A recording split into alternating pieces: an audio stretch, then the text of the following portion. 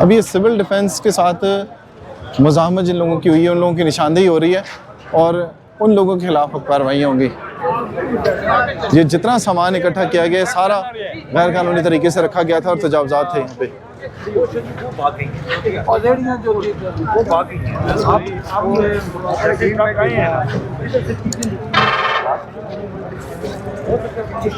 अभी इंस्पेक्टर हैं तैनात हैं यहाँ पे जो ब्रीफिंग दे रहे हैं सुपरिटेंडेंट को और ये बता रहे हैं रखा शाह साहब को कि यहाँ पर चरपाइयाँ रखी हुई होती थी और यहाँ पर रेडियाँ थी, उन रेडियों को हटाया गया